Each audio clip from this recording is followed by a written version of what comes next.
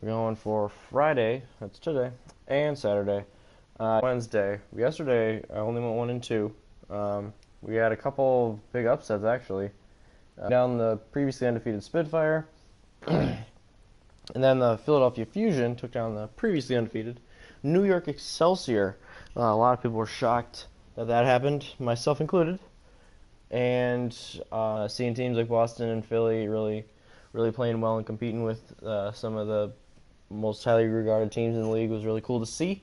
And hopefully that continues in the future, and it'll make spice up the league a little bit, make it more unpredictable. So, last thing, Wednesday, I was heartbroken. The Gladiators went up 2-0 on the Valiant, and then let them come back and barely win in 5. So that was sad, but I was still proud of them. They played very well. Just couldn't quite pull off the victory. But going forward, gives me some confidence. All right, so today, first matchup, got the Seoul Dynasty and the New York Excelsior. They're going to be playing on Eichenwald, Horizon Lunar Colony, Oasis, and Junkertown.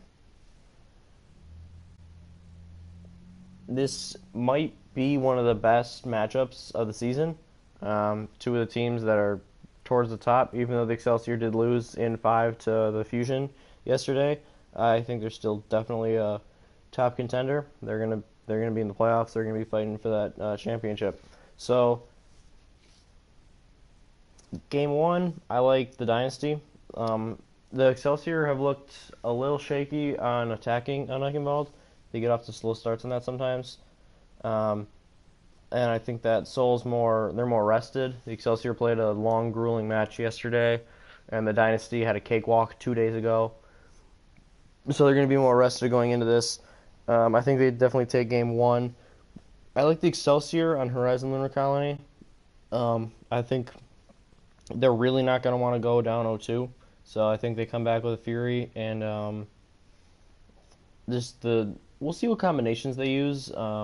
If they do like Sabiel and Pine again, or if they have them split like they usually do.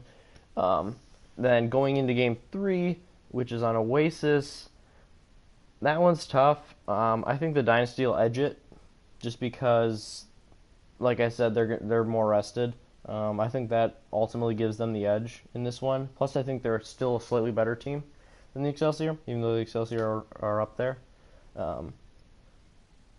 And then game 4, which is Junkertown, I think the Dynasty are going to close it out.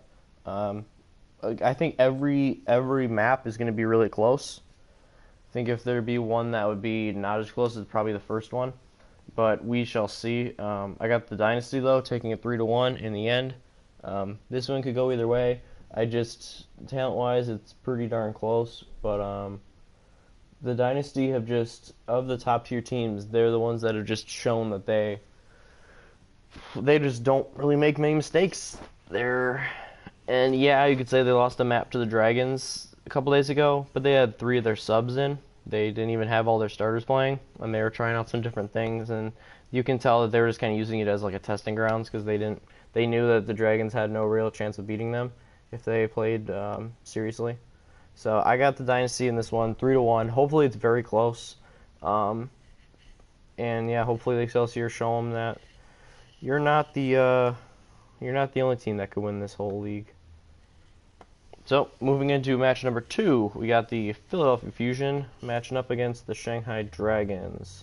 Dragons still looking for that first win. They're 0-5. They have looked a lot better every match. Week 2 they looked better than they did in week 1. In week 3 they've looked better than week number 2. So there are positive signs there, but I don't think they're going to beat the Fusion. Fusion just won they won yesterday, like I said, over the Excelsior to get them to 3-2. And I think they're a very good team. I could see them missing the playoffs, but I could also see them getting in as like a 5 or 6 and being very dangerous. When you have Shadowburn on the Genji, who no one considers him like worse than a top 3 Genji in the world, I don't think. He's got to be up there. A lot of people have him as the best. He just generates Dragon Blades so fast, and he's so good with when to use them. So when you have him, and then when you have Carpe, who is an excellent soldier, an excellent tracer, and absolutely filthy on the Widow, they can win any match on any given day. I'm pretty high on this team. They would probably be the team that I would like secondary root for if like they made it to the playoffs and the Gladiators didn't. But anyway, they're playing on Eichenwald, Horizon Lunar Colony, Oasis, and Junkertown, exactly the same as the previous matchup. Do the Dragons take a game here? I'm gonna say yes, just because the Fusion did play a 5 map high energy match yesterday. So maybe they have a map where they don't really come out very strong, and then the Dragons use it to edge them out. Because like I said, the Dragons they've definitely improved. They're turning into like a competitive team. They're not gonna make the playoffs. They're gonna lose a lot more than they win. But there's been improvement, and they're gonna start giving teams better fights, like they have been the last few matches. So, if I had to say which one they take, maybe Lunar Colony. The Dragons' defenses look pretty solid on there, so if the Dragons could get a good offense going, they definitely have a chance on Lunar Colony. But we shall see. But in that one, definitely Fusion taking it overall and going to 4-2. They will win this one 3-1. Then the last matchup of the day is the Dallas Fuel and the San Fran Shock. So it's been well documented that the Fuel are 0-4. Pretty much nobody expected them to be 0-4 at this point, and they've matched up against some really good teams. So it's not like they've lost to bad teams. I mean, they lost to the Valiant, they lost to the Outlaws, they lost to the Dynasty, and they lost to the Spitfire. There's no shame in losing to any of those teams. But with the expectations that the Fuel had going into the season, it is still a disappointment for them and their fans. So the Shock are definitely the worst team they've played so far. Shock are 2-3. I think they're the definition of like a mid-tier team. If I did a quick power rankings, they would probably be number 10 for me. But the Overwatch League it's even stronger than I thought it was. Like to the teams, like the mid tier of teams, like the Uprising are way better than everyone thought they'd be. I think the Fusion have taken people by surprise a little bit. The Outlaws are showing how good they can be. The Valiant have been a bit better than expected, or I'd say a significantly larger bit than they've were expected to be. And the Gladiators took the Valiant to a deciding game 5, and they also beat the Fusion. So I think they're a lot better than people had anticipated as well. So there's one map change for this one. They're still on Eichenwald, still on Horizon Lunar Colony, but they're on Ilios for game 3, and then they're wrapping up at Junkertown. I don't see the Fuel losing this one. Like I said, the Shock they're a good team, but compared to the other ones, especially without like their ace Sinatra and still no super stuff like that, I don't see him winning this one. I think the Fuel have definitely looked shaky on Eichenwald, and the Shock are pretty good at that one. So if there's a map, I'd say the Shock probably have the best chance at map 1. I think Fuel takes Lunar Colony pretty easily, and then I think the Fuel also take game 3 on Ilios. They've had their struggles on those kind of maps, but they also looked very good on it in the preseason. Like I remember when they played the Outlaws in the preseason, they did really well in Ilios. And there's been a couple other ones where they've been right up there. So, and then on Junkertown, the Fuel looked pretty good on it the first 2 times, but then they got utterly destroyed by the Outlaws on it. Like they got full held, and then the Outlaws scored in like 50 seconds or something, incredibly fast like that. They lost a very long match on Junkertown to the Valiant. That was 8-7. Yeah, it was 8-7. So that they've shown that they can attack on it, but then they've also had ones where they can't attack on it. So it just depends. I don't think the Shock are nearly as good of a team as the Outlaws though, or the Valiant. So I think the Fuel will definitely take that one. I'm gonna say that the Shock, I'll give them the first one. I think they win Eichenwald just because that's one of their better maps.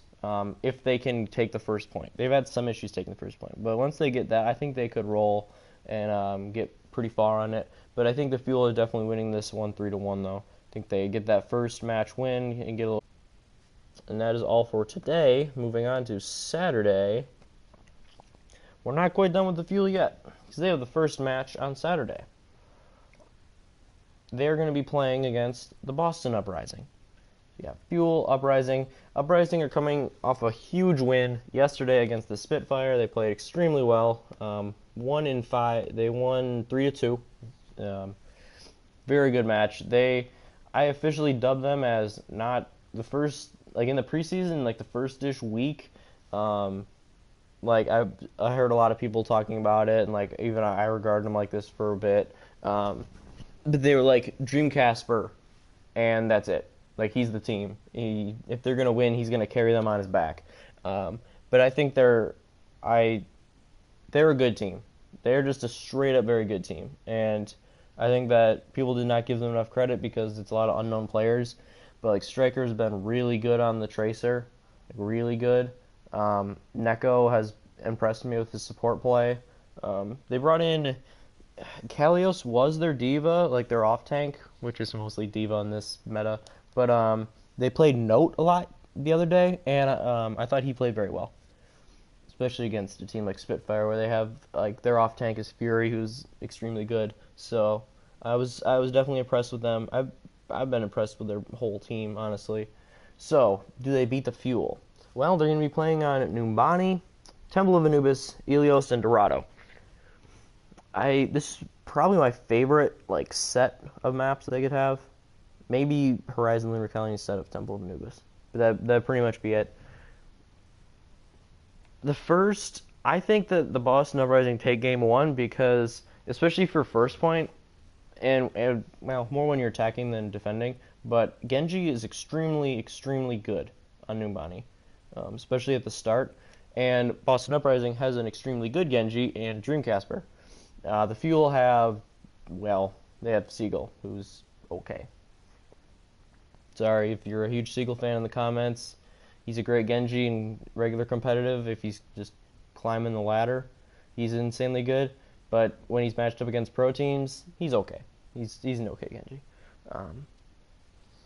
And maybe he's just struggled a little bit because he hasn't played him as much, or like just because he's with a new team or whatever. But whenever he's played Genji in the preseason and the regular season, it hasn't been very impressive. So I think that the Uprising can and will take the first one. I like the Fuel on 2 CP maps, so I think they take Anubis. Then game 3 is tough because the Uprising have looked good on these maps. It's Ilios. The only thing with Boston is Dreamcasper. He's a little shaky on Pharah, in my eyes. A little shaky, at least compared to a lot of the other guys. And the Fuel have Seagull, who's very good on Pharah. Well, probably might be his best hero, honestly. Like so far this season, either that or Junkrat. But Junkrat, the skill cap is a little lower, so who knows? That one could go either way. I think the Boston Uprising lets you take that one. And then 4, I think the Fuel will bounce back and win it. And then it'll send it to a deciding game 5. And I don't know. My brain tells me go with Fuel. They're a better team on paper. But from what my eyes have said, the Uprising are really coming together as a team, and they're playing well together. And we haven't really seen that from the Fuel yet. But maybe, because it depends on today, because maybe the Fuel really play well, and then they really start clicking and getting their mojo back. And if they do start to get clicking, I could see them sweeping the Uprising in a certain circumstance. But I'm going to say that the Fuel win it in 5. I think the Uprising will keep it very close. It'll be back and forth, but the Uprising's younger. They're a lot younger, and I think their inexperience will eventually give Fuel the slight edge. Moving on to the next one, we got the Valiant coming off of a reverse sweep of the Gladiators. Boo. We're playing the Mayhem. So this one's not going to be close. Sorry, Mayhem. I feel like I'm saying this a lot when I see them, but Valiant win easily. We got Eichenwald, Temple of Anubis, Elios, and Dorado. I think this is a clean 4-0. I think the Mayhem will keep some of the games close. Like they've played decently on Eichenwald. They lost 100-99 both times to the Outlaws yesterday on Elios, so they competed well on that map.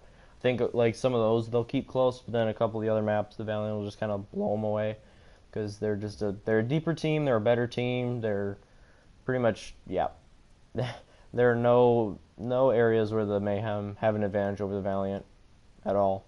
So that's a pretty clean 4-0. Probably the least interesting match of these two days, I'd say. Fusion Dragons might be a blowout too, but we'll see. And then a very interesting match. We got the Gladiators and the Outlaws wrapping the week up. They're going to be playing on Doombani, Temple of Anubis, Elios, and Dorado. So I realized I've been right on the Gladiators every time. I've picked them to win twice, and they've won both times, and I've picked them to lose 3 times, and they've lost all 3 times.